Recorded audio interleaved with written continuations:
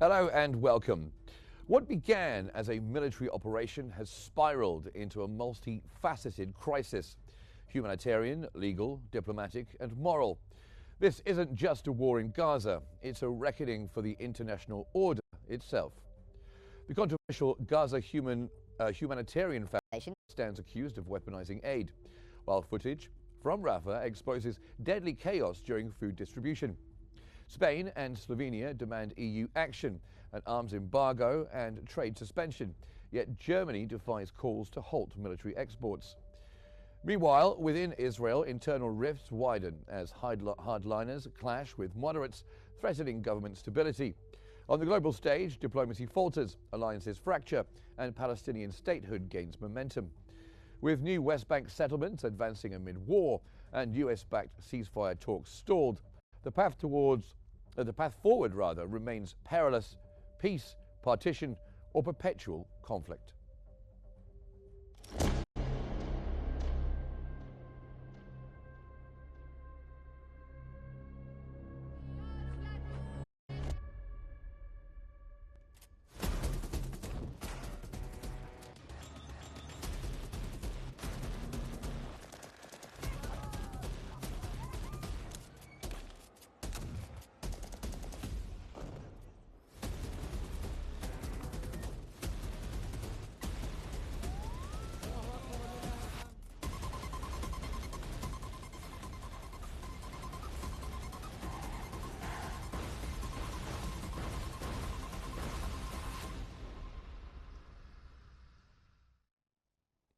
Welcome to the program. According to Newslooks, amid ongoing airstrikes in Gaza, Israel has authorized 22 new settlements in the occupied West Bank, a move escalating tensions and further dimming hopes for Palestinian statehood. Defense Minister Israel Katz framed the expansion as a strategic measure, rejecting any future Palestinian sovereignty in the region. The decision deepens Israel's hold over contested lands, drawing sharp international condemnation. The ICJ has previously ruled such actions illegal, yet Tel Aviv continues to entrench its occupation, now controlling over 70% of Gaza and expanding settlements in the West Bank. As global outcry grows, the war's toll nears 55,000 lives lost. With no ceasefire in sight, Israel's dual escalation in Gaza and the West Bank signals a path not towards peace, but toward deeper dispossession and prolonged conflict.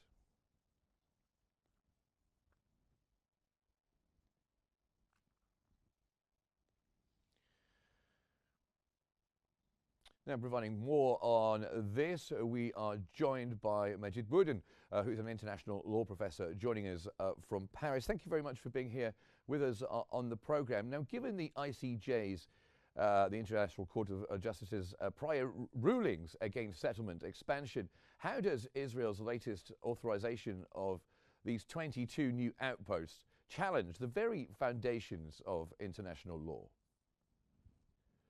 I mean, it's very clear that, and there is a basic rule under international law which says, and it's a customary international law rule, which says that no state can use its own legislation, whether it's a decision by its parliament or even an executive order or an administrative order or a judicial order, to escape from the application of international law. So using its own laws doesn't allow Israel to escape from international law. So international law is always applicable, even if the Parliament of Israel would take a different decision. Even if the Prime Minister of Israel would take a different decision, or even a tribunal, whatever high is this tribunal. So the primacy is for international law, and international law always prevail on local decision, laws, and orders. So this is clear from international law. What Israel is doing now is totally illegal. It's internationally illegal. So Israel cannot say, oh, it's nationally legal. Here, the international community is saying uh, it's internationally illegal from the point of view of the international law, which is compulsory on Israel. So what Israel is doing is totally a breach of international law. It has consequences. The consequences are that Israel can be held and will be held according to international law responsible for that, liable for that, and Israel, the other consequences are that Israel must go back to the statu quo ante, to the situation where it was before these illegal decisions, and Israel must repair. Well, let me ask you, Dr. Budin, how can the ICC or the ICJ become effective tools for justice when key Western powers continue to shield Israel, from any consequence? Well, international judicial institutions are to be followed. Until now, there are some tactical plays to avoid material sanctions. International law has been applied by these two courts, these two highest courts in the world, to sanction the action of Israel. Now, international law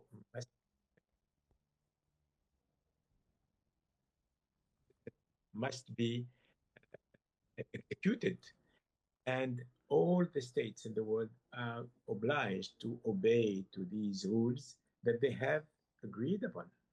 We have to remember that international law is a construction made by the states and agreed by the states, and it's with their own will. So it's not imposed on anybody. It's the will of these states to, after the Second World War, to see that the world must be run free of wars and free of aggressions. And this is why they put up these rules. So now the US, the EU, other countries, all countries in the world, they should make everything to make applicable and to enforce these decisions. And when a state doesn't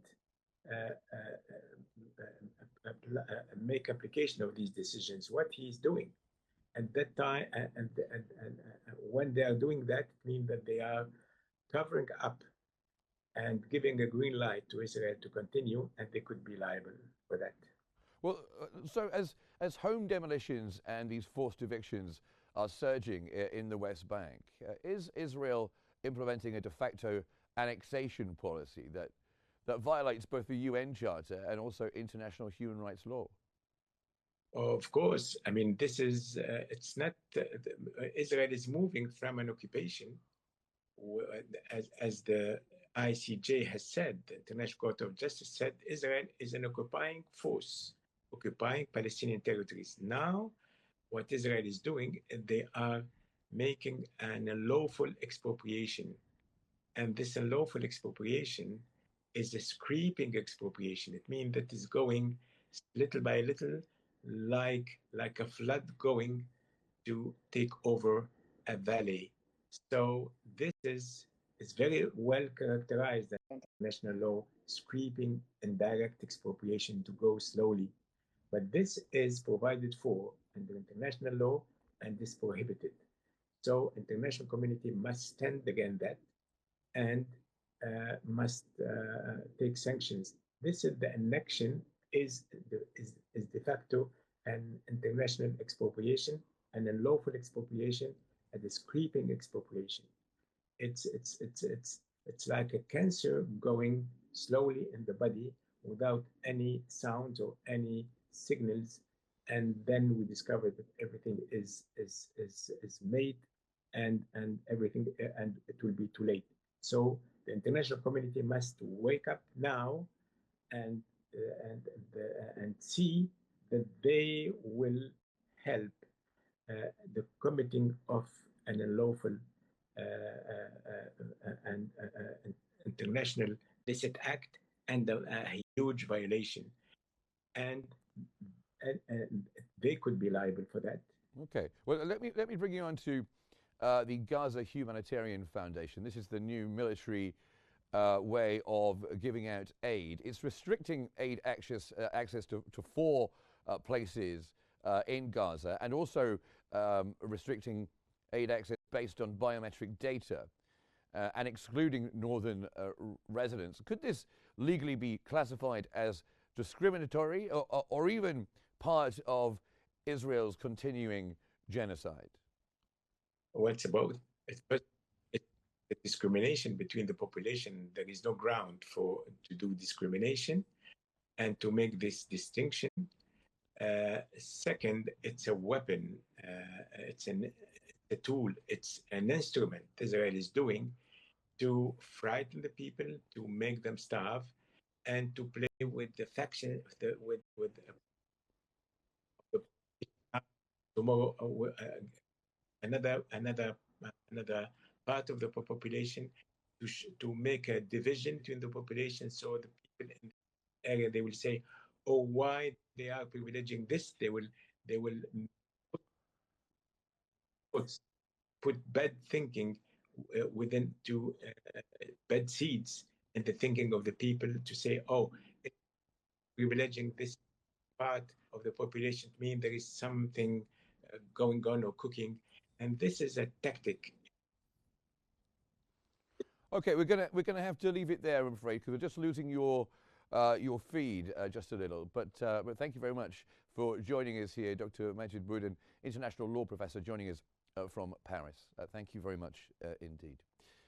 Now, the Washington Post has reported that the Israeli government's new Gaza Humanitarian Foundation, which we were just discussing there, the aid plan is unraveling under the weight of its own contradictions. Designed to centralize aid distribution under military control, the system has proven inadequate, reaching only a fraction of those in need and forcing Palestinians into dangerous militarized zones. With just 4 planned hubs for 2 million people and restrictions limiting access for northern Gaza residents, the plan risks deepening displacement rather than alleviating the suffering, including gunfire during aid distribution in Rafah. This underscores the plan's inherent dangers. As hunger spreads, the system stands on the brink of total failure. Global backlash is mounting, but as long as Israel prioritizes occupation over humanitarian responsibility, true relief for Gaza remains out of reach. Only a lasting ceasefire and full resumption of independent aid can prevent further catastrophe.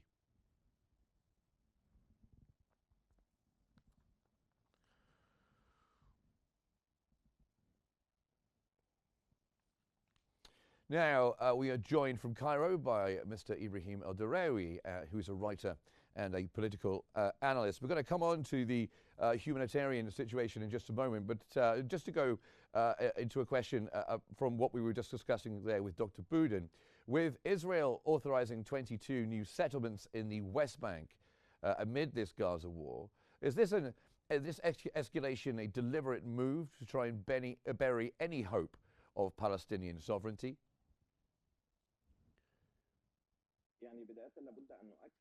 At first, we shall say that the Israeli side is speaking at this critical timing, and the Europeans now are supporting Palestine and recognizing a Palestinian state, which is, and we heard the foreign minister of Israel that announcing the building of new settlements, and most of them in the West Bank, which is recognized according to the Oslo Accords as Palestinian lands.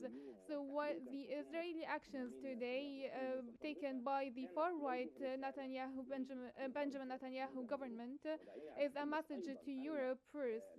And let me say first that the foreign minister's statement today is in response to the European side recognizing the Palestinian state and any hopes of a Palestinian state in the future. What is happening in Gaza is a stigma on the United States, and what has been proposed by Witkoff is not to end the war, but to only temporary cool down the situation, but the war will be ongoing, and the Israeli side have targets and goals to be achieved, and they are fully supported by the United States. The West, who has been aware of the displacement that might actually, as some Palestinians might go to Europe, we have seen the British European move, which is the real power now to support the Palestinian state.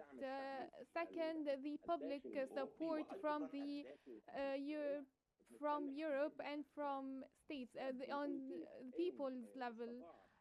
There are several reasons when the Arab states, on top of which Cairo, Amman, and some of the other Arab states who spoke to the West clearly and frankly regarding what is happening in Gaza of genocide and ethnic cleansing and systematic mass starvation taking place now in Gaza as a stigma for the entire world, and that was evident through the diplomatic and political high-level meetings with numerous Arab leaders portraying these problems and challenges to the entire world. I think that we were able to move and gain some momentum for the Palestinian state, and the world now is accusing Netanyahu of being a criminal,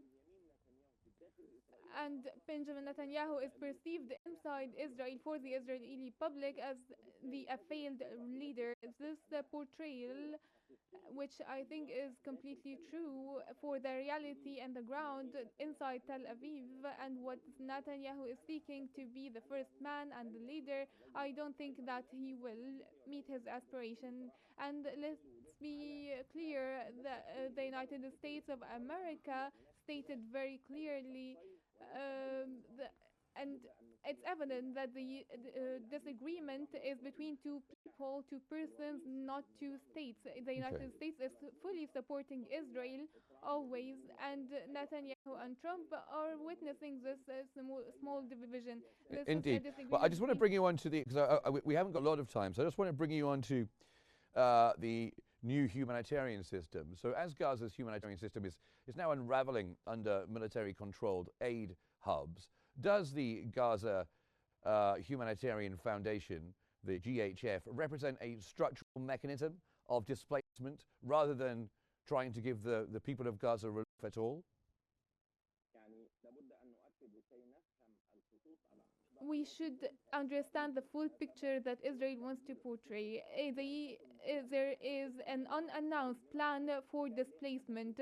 The announced goal of the war was to eliminate Hamas and release the detainees. Israel was not able to achieve either of these goals so far, and so Israel is now trying to take control over Gaza through the foundation by 4,000 U.S. soldiers to provide aid with the underlying goal of displacement.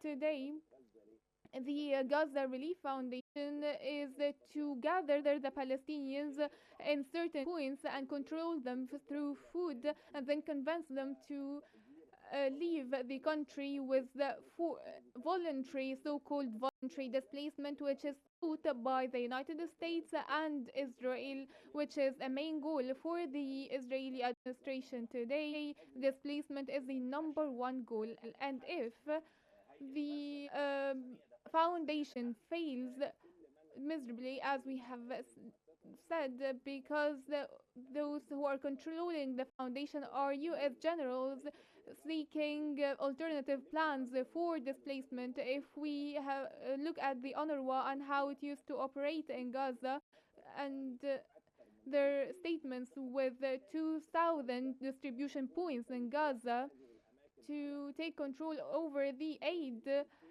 across all the Gaza regions. I'm talking about distribution centers here. This was the only fair and just demographic distribution plan set by the UNRWA for years. So you cannot today destroy this plan and destroy the infrastructure completely, as the Gaza Strip now without any infrastructure or solid buildings. It's only full of starvation and killing everywhere. We're talking about tens of thousands of martyrs, tens of thousands of injured, and thousands of detainees. We're talking about 21,000 detainees in Israel, Palestinian detainees in Israel receiving the harshest treatment. Even worse, the women and children inside Gaza are looking for a piece of bread for an entire family. Even the foundation, when it allocated the centers for aid distribution, it created a real disaster in the Gaza Strip rather than helped.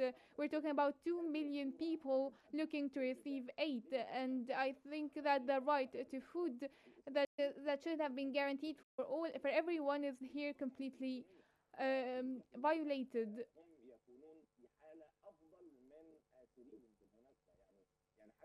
I think now the Israeli detainees is even receiving better treatment than the one holding them detainees.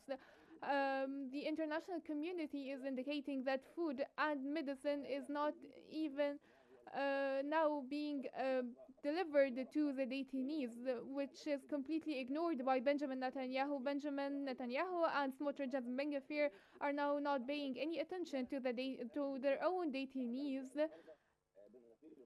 Now Ben Gvir is demanding a ground offensive against Gaza to take full control over it. What is happening now is that they want to create a real catastrophe, a real disaster, not for Israel or for the US, but for the international community that is condemning the systematic starvation, which will be a stigma on Trump himself. As when Trump visited the region, he did not visit Israel, and he did not pay attention to the ongoing crisis in the region, and he only focused on the Gulf. Here we're talking about 2 points. The first, what is happening in Gaza is a stigma on the United States, and second, Israel. The European side today is seeing the real disaster if the Palestinians are displaced, which is clearly stated by Trump. What does Trump mean by free Gaza or from Gaza to freedom? What does he mean? Does he mean that when the population is displaced, they will gain their freedom if only they relocate?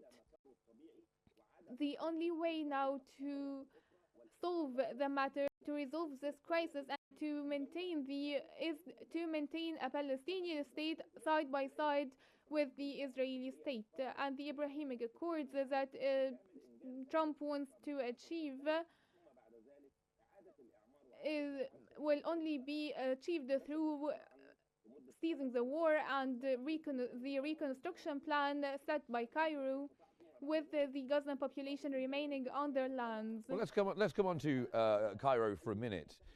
Given Egypt's pivotal role in the ceasefire negotiations, and of course with the reconstruction plan you just mentioned there in the future, how can regional actors like Cairo and Doha try and counter Western narratives and really push for a binding truce? In my opinion, that what Cairo is doing along with Doha in this very sensitive timing is very essential. Let me tell you that there are semi-daily meetings from Cairo with all parties on a daily basis. Either delegations are coming to Cairo or going from Cairo to Doha and the United States of America. There is a true state of linkage to activate the process of releasing the detainees and concluding a ceasefire deal. And Cairo is pushing for the humanitarian aid access as a number one priority. and Cairo was able to weaponize the European states against the United States and Israel. And we have seen the statements of the Prime Minister in response to Macron when he said that he would recognize the Palestinian state. And we would go back to the visit of President Macron to Cairo. Indeed, and there have been some voices which have been interesting to hear from Europe. Thank you so much for joining us here on the program, writer and political analyst, Mr. Ibrahim El-Derawi. Thank you very much indeed for being with us. And that brings us to the end of this special coverage. Thanks for watching, and stay tuned for more updates here on Q News.